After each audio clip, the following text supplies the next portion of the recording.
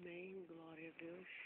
Para nós é um motivo de alegria estarmos hoje, neste dia 10 do 9 do 7 de 2015, às 7 horas e 10 minutos da manhã, aqui no Face. Queremos saudar todos os ouvintes, amigos da palavra de Deus, com uma gloriosa saudação vinda de Deus. Amém. Para nós é um motivo de alegria estarmos aqui, abrindo o Face, abrindo essa rede, amém, para nós juntos nos informarmos. Missionário Soares, eu gosto muito de ler o que o nosso missionário R.R. Soares fala. Ele escreve para nós: nunca houve um período tão bom para você ter contato com o Altíssimo, único e verdadeiro Deus, o qual enviou seu Filho para morrer em seu lugar, do que agora. Deus é Espírito e seu Filho é o Verbo Divino, a pessoa da Santíssima Trindade, que criou todas as coisas. O Espírito Santo plantou a semente divina no ventre da Virgem Maria, e ela concebeu assim. Nasceu Jesus para ser como nós, e desse modo enfrentar o diabo, vencê-lo. Cristo não tinha pecado. Ao mesmo tempo era divino e homem como nós. Por isso, pode lutar com o diabo e tomar dele a autoridade roubada do homem. Hoje, o maligno só oprime quem não está firmado nas Escrituras. É verdade. Amém? Nós estamos vivendo um período da graça de Deus, dispensação, né, da graça de Deus, e que vai se fechar esse período.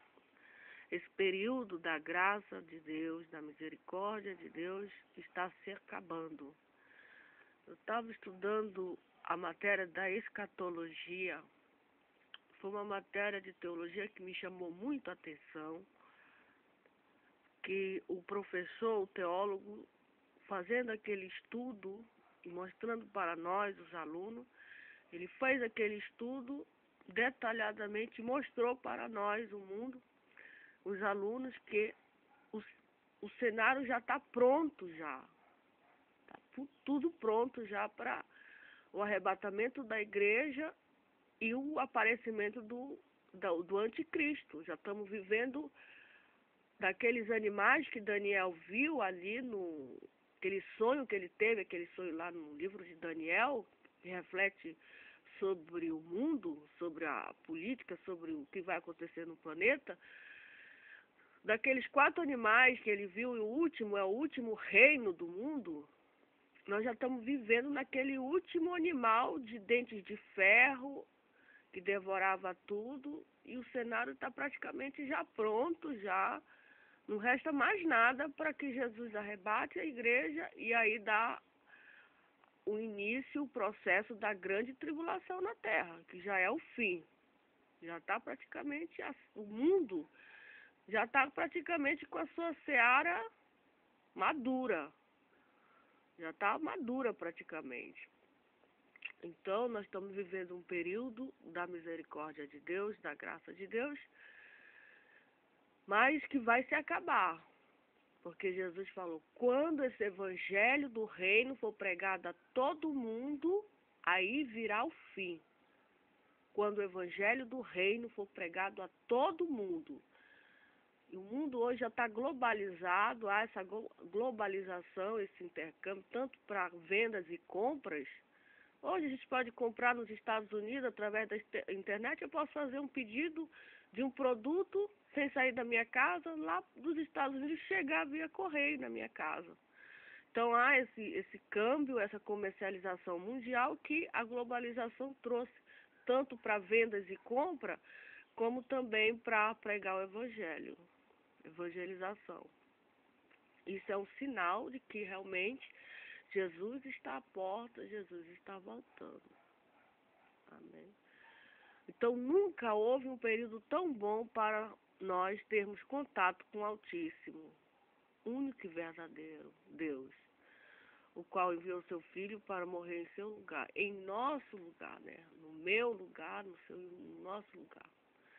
Do que agora, é hoje, é agora, não é para amanhã, não é para ontem, não é daqui para 2, 3 anos, não. É agora. O plano da salvação é hoje, porque o amanhã pertence a Deus. Quem me garante que eu vou estar viva daqui a alguns minutos? Quem me garante? Ninguém pode me garantir, só Deus e mais ninguém. Quem me garante? Esse pode ser o último vídeo que eu posso estar fazendo na Terra. Quem dera, quem dera. Eu peço a Deus que Deus me leve logo, porque eu já não aguento mais estar nesse planeta. Porque a injustiça aumenta, a iniquidade aumenta, o desamor, a falta de amor, a falta de compreensão, falta tudo, falta de humildade, falta fé, nós estamos vivendo um tempo difícil mesmo. Se nós lermos a palavra de Deus, estudarmos, examinarmos as profecias que Jesus deixou para o fim dos tempos, é de ruína e desgraça para o pecador e para a pecadora. Aquela pessoa que realmente não aceita o Senhor Jesus como seu Salvador, ela pensa que vai ficar impune. Negativo. A Bíblia diz que se nós não se convertermos de todo o nosso coração, o que vamos esperar? Ruína, desgraça, sofrimento eterno. E as pessoas não creem nisso. Aqui na Terra nós temos um sofrimento que ele é passageiro. Nós temos uma tristeza que é passageira. Nós temos uma dor de cabeça, nós temos uma brigazinha, uma contendazinha, mas é passageira. No inferno vai ser 24 horas, não vai ter dia e não vai ter noite. É de século por séculos. Não vai ter, é uma gritaria terrível, porque é o fogo queimando o espírito da pessoa. Não se apaga, esse fogo não se apaga. Lá no inferno não existe bombeiro para pegar. Chama o bombeiro SOS, bombeiro para apagar aquele fogo. No dia desse eu estava vendo um avião que caiu, tinha 5 passageiros dentro daquele avião. Ele ia para uma outra região. Era um avião pequeno e ele caiu. Aquelas pessoas que estavam dentro daquele avião, elas não sabiam, mas seria a última viagem que elas iam fazer na vida delas. Elas saíram de Manaus, foram não sei para onde, foi para uma terrazinha aí, um interior. E aquele avião caiu e aquelas pessoas, o avião pegou fogo, explodiu porque estava cheio de gasolina, estava abastecido para fazer aquela... Ele caiu bem aqui logo.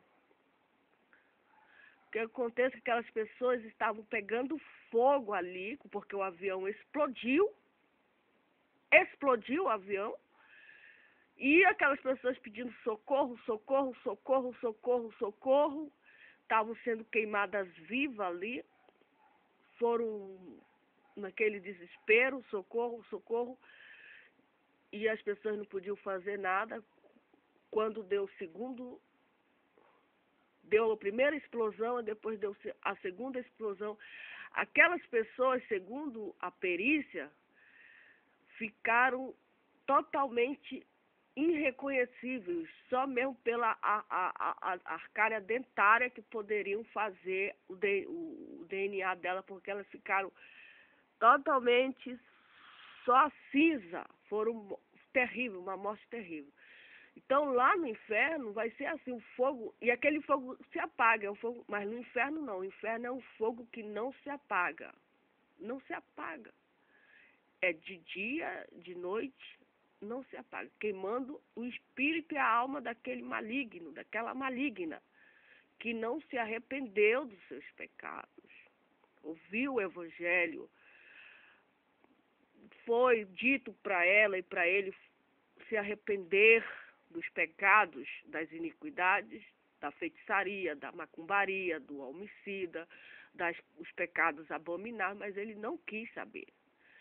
De a idolatria, de mentir, de vir buscar a Deus, de procurar uma igreja evangélica, de se batizar. Ele não acreditou, é incrédulo. Não vão entrar no reino, mas vão entrar onde? No inferno. Não vão impuro, que brinca com as coisas de Deus, brinca, não leva Deus a sério, fica enganando Deus, pensa enganado, mas ninguém engana Deus. Deus, ele sonda o rins Deus sonda do coração, Deus sonda, sabe tudo da gente. Porque Ele criou o homem, Ele criou a mulher. Nós somos a imagem, a semelhança de Deus. Ele sabe o que a gente pensa. Então, a gente tem que se arrepender dos nossos pecados. Nós temos que temer a Deus, temer a Jesus Cristo. Não temer o homem que só tem o poder de matar o meu corpo. O meu corpo vai ser morto, de qualquer maneira vai ser morto. Mas a minha alma, o meu espírito, só quem tem o poder de fazer algo com ele é o Senhor Jesus. E o homem não tem, a alma ele sai do corpo. Quando o corpo, uma certa irmã falou para mim que uma vez ela foi fazer uma visita para uma irmã que estava em estado já de morte. Ela já estava no estágio de morte, no hospital. Ela ia morrer, ela sabia que ela ia morrer. Deus já tinha dito para ela que ela ia morrer, que Deus ia levar ela. Ela já sabia. E ela estava pedindo isso mesmo para Deus, que ela não queria mais estar aqui na terra. Ela não aguentava mais. Ela pediu de Deus para Deus levar ela. Aí o que acontece? Essa irmã, ela foi para o hospital, ficou no hospital. Aí uma outra irmã foi visitar ela. E essa irmã viu a hora que a alma dela saiu do corpo, que ela morreu. A irmã viu. O último suspiro dela, ela pegou na mão dela, ela conta essa história pra gente, que ela pegou na mão dela e viu assim, quando a alma daquela irmã saiu do corpo dela. Ficou o corpo na cama, e aí ela viu quando a alma saiu do corpo dela. Saiu do corpo, foi, creio eu, para onde só Deus é que sabe, ou para o céu, mas a alma sai do corpo. A alma, quando a pessoa morre, o corpo já saiu, a alma dela sai. A alma dela sai, aí os anjos levam para o céu, os próprios anjos lançam no inferno, é os anjos de Deus que conduz as almas para onde elas merecem ir. Se elas forem de Deus, tiverem o coração cheio de Deus, é claro que elas vão para o céu. Lá no céu elas vão estar adorando a Deus. Outro irmão que também ele estava com câncer, ele fumava muito, e aí foi diagnosticado um câncer nele. Desenganado totalmente, estava em estado já de...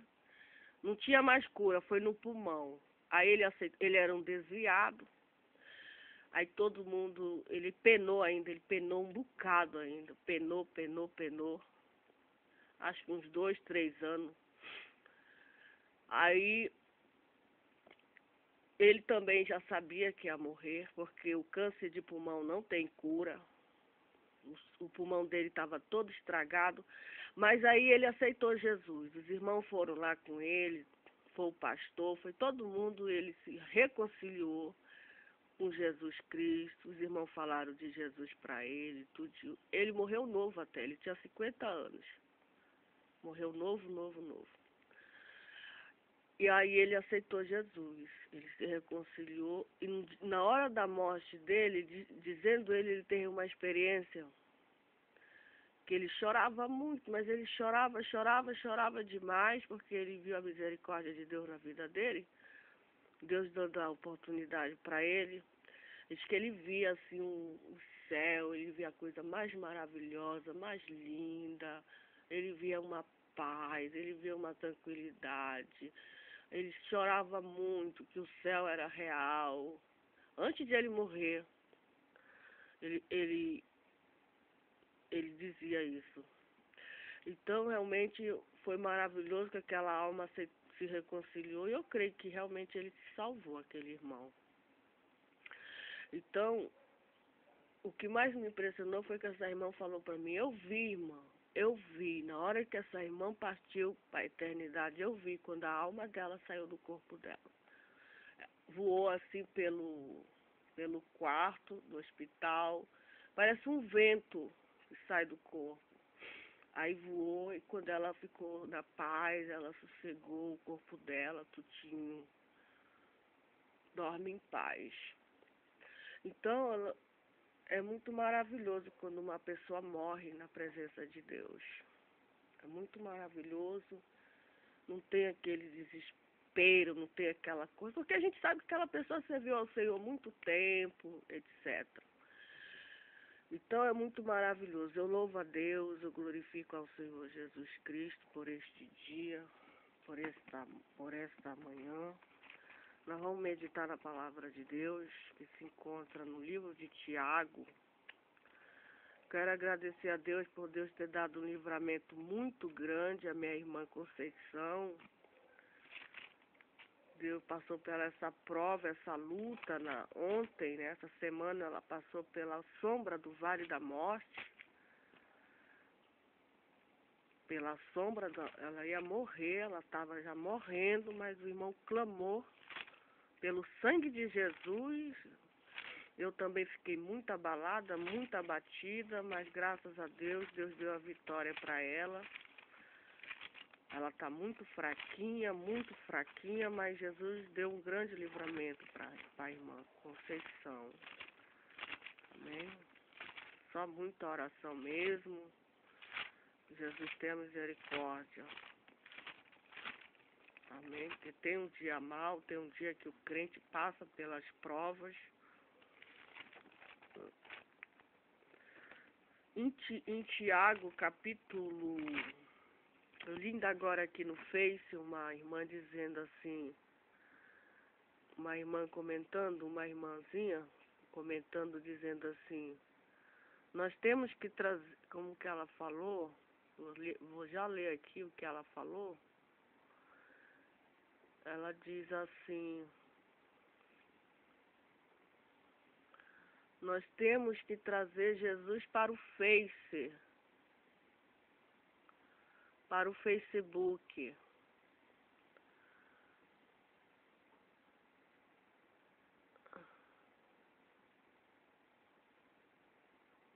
Nós temos que trazer Jesus para o Face.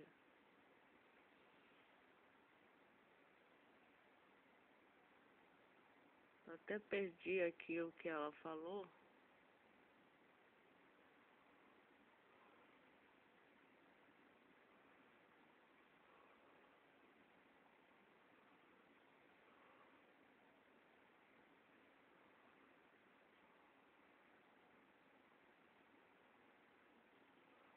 Doris, ela diz assim, precisamos trazer o Jesus para o Face. Mas enquanto ele não está aqui, você é o cara, dizendo para um amigo dela. Jesus está no Face, Jesus está em todo lugar. A Bíblia diz que Jesus é onipotente, onisciente, onipresente. Jesus está em todos os lugares. Amém? Ele está no coração das pessoas. Ele está no nosso coração. Ele habita no coração da pessoa. O coração é o tabernáculo de Deus. Amém? Então a gente vai meditar aqui em Tiago, capítulo 5. Fala da condenação dos ricos opressores. Em Tiago, capítulo 5, a Bíblia diz, a condenação dos ricos opressores. Pois agora vós ricos chorai e pranteai.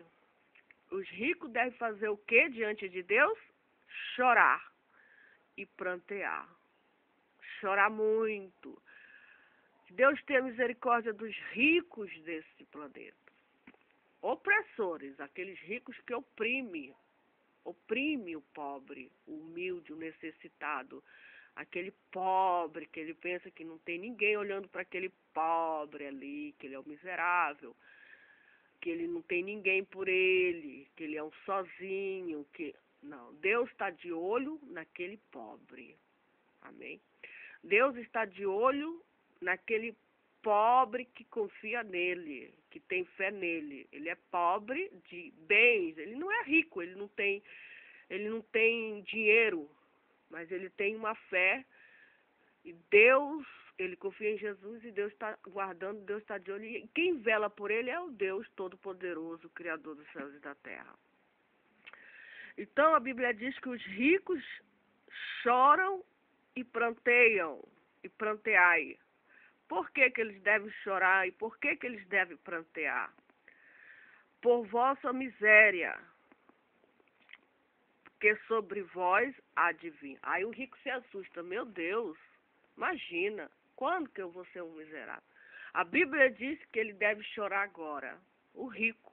O rico, aquela pessoa que tem muito dinheiro, aquela pessoa que tem milhões, milhões e milhões de dinheiro guardado no banco, aquela pessoa que tem milhões de empresas, que tem dono de ouro, dono de prata, ele é um rico.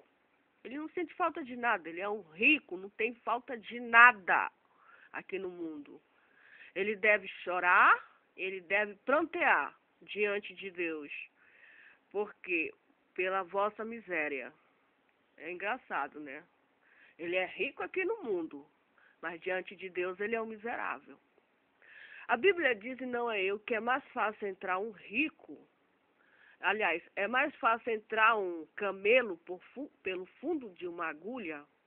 Quando Jesus foi conversar com um rico, lá, com um jovem rico, e o jovem rico perguntou a Jesus, o que é preciso para mim herdar o reino de Deus, o reino dos céus? O que é preciso? Aquele jovem rico queria herdar o reino dos céus. Jesus falou para ele que ele tinha que obedecer os mandamentos. E aí Jesus falou para ele, tu tem que obedecer os mandamentos. Aí ele falou, eu já faço tudo isso. Eu obedeço os mandamentos da lei de Deus. Eu amo a Deus sobre todas as coisas e também eu amo o meu semelhante, o meu próximo. Mas ele era rico. Aí Jesus disse, mas tu queres ser perfeito? Tu queres ter um galardão no reino de Deus? Um tesouro no reino de Deus? Aí Jesus tocou lá na ferida dele.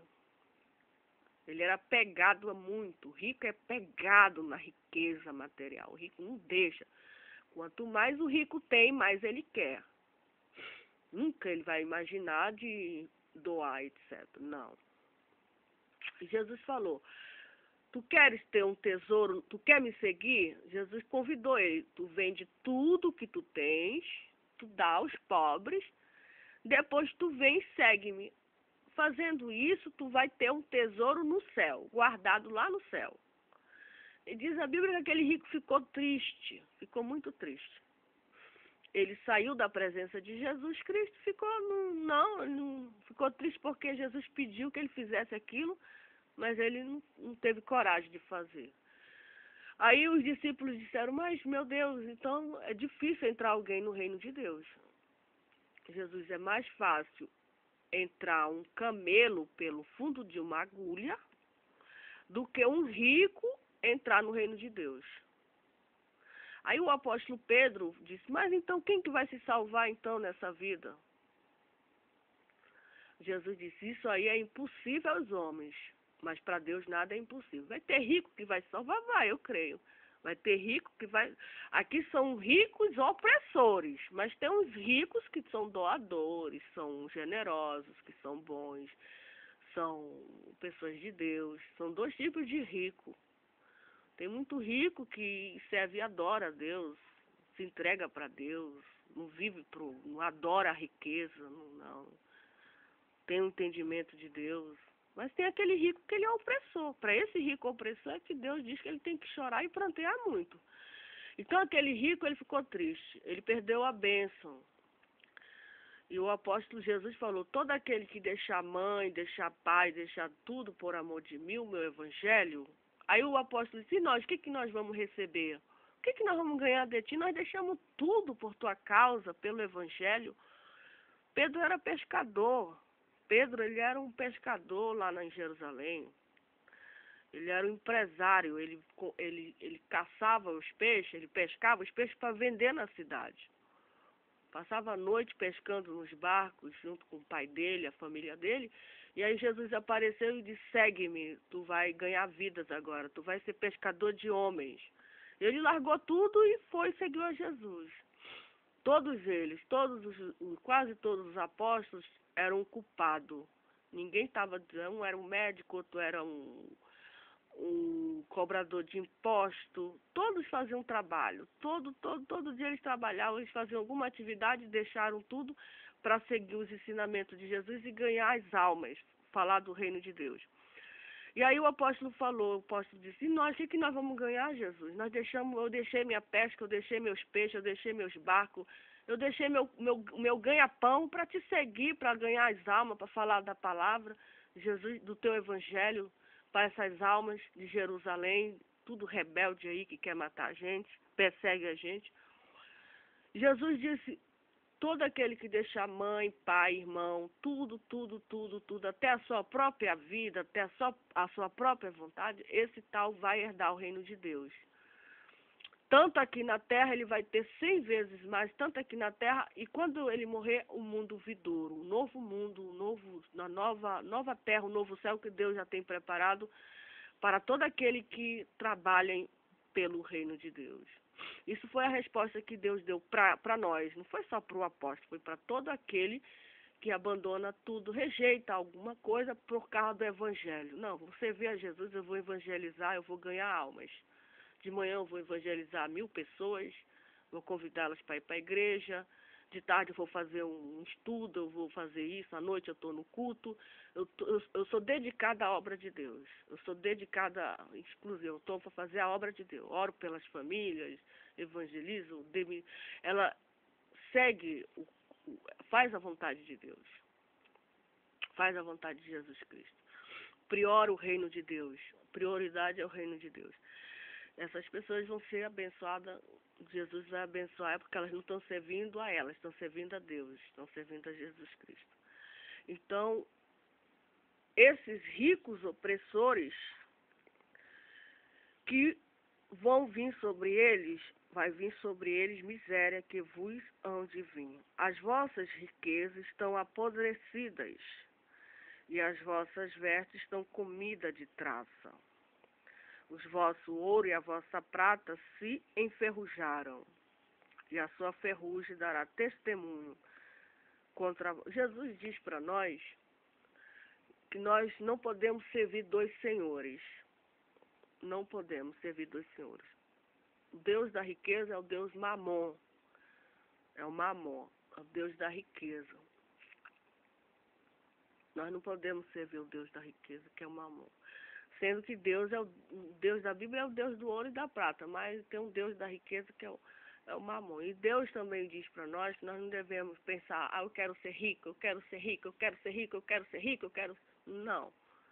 Pensar em ter isso, pensar em ter aquilo, negativo. Esse pensamento não pode, no Filho de Deus não pode existir. O pensamento de Jesus, eu não quero ser uma pessoa rica. Eu não. Deus me livre.